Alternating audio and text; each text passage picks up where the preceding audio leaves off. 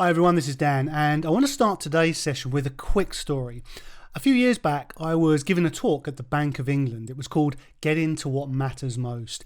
And in the middle, I shared a headline idea, too busy to succeed. And when I shared those four little words, the whole audience started giving me knowing nods and making noises like, oh yeah, I know just what you're talking about. Now, of course, we're all busy. We have back-to-back meetings, cascades of email, incessant demands on our time, information overload, and all within an always-on culture. But I can't tell you how many people I work with who, when they first come to me, are just too busy to succeed. Too busy to focus on the right projects. Too busy to say no to lesser goals. Too busy to notice best time is being spent on low-return activity. Too busy to relax into their most inspired and creative self. Too busy to create their day. Too busy to create their success. Just too busy to succeed. Now, why do we allow this? And it is an allowance. Because the world is wired for distraction, overload, overwhelm. Very little about our default setup is brain friendly. In fact, it's quite the opposite. And there's an intense competition for our attention. It's one of the reasons we so often say attention management is a real superpower in the current climate. But we also allow ourselves to become too busy to succeed because busyness is expected of us and we like to play along. I remember one time a client calling to apologize for missing a session and, they were just so busy. And they said to me, Dan, you know how it is. Hey, you're probably busier than me. And I said, no, I'm not busy. And they were surprised. That was their first reaction because the world expects you to be busy and to self-describe as such. After all, what would it mean about you if you weren't busy? But then, this is the best bit, they started to apologize on my behalf as if they'd misspoken, as if they, something were wrong. It's like, oh no, sorry, are things not going that well? And I just had to smile. I was like, no, things are going great, but I'm not busy, and that's my choice.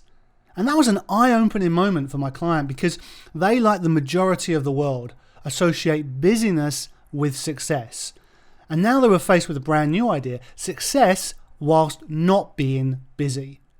Now, we can all see why so many people fall into the trap of wanting to self-describe as busy. But I hope you can also see that we don't have to. So many wear busy like a badge of honor, and it gets in their way. It's the ultimate obstacle because then they think the thoughts and act out the behaviors that make them too busy to succeed. It's a cage that they've built for themselves. And if this is an idea that's resonating and you'd like to play with some more, here's one of my little coaching challenges for you. Pick an upcoming day on your calendar that others would describe as the busiest. Chock-a-block, not a minute to spare.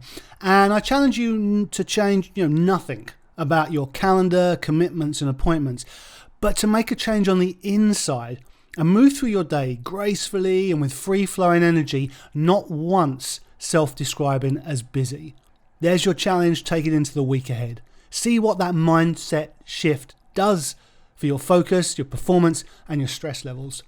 I'm not busy, and that's my choice. That's a brain tattoo I want you to take away today that I want you to install from this point on.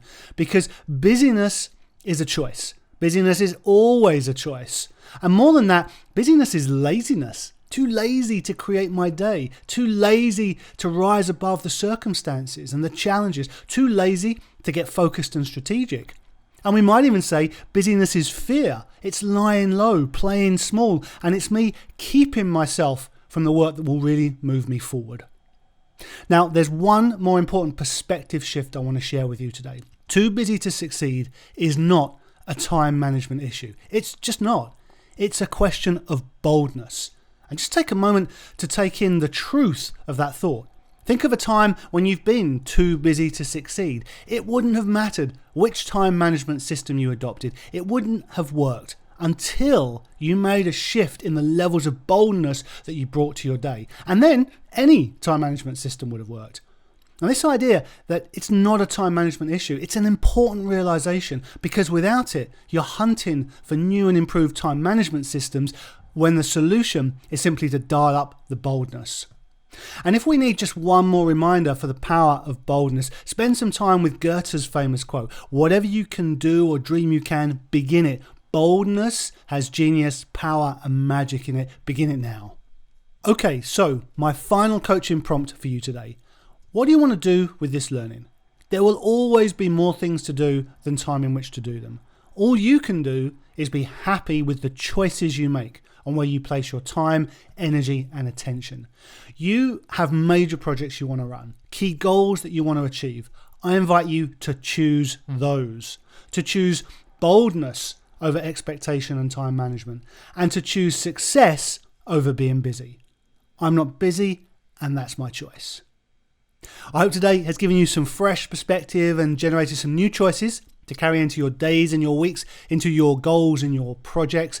And please take a moment and let us know what's been the most valuable piece of learning today and what commitments you're making to getting choiceful about your success.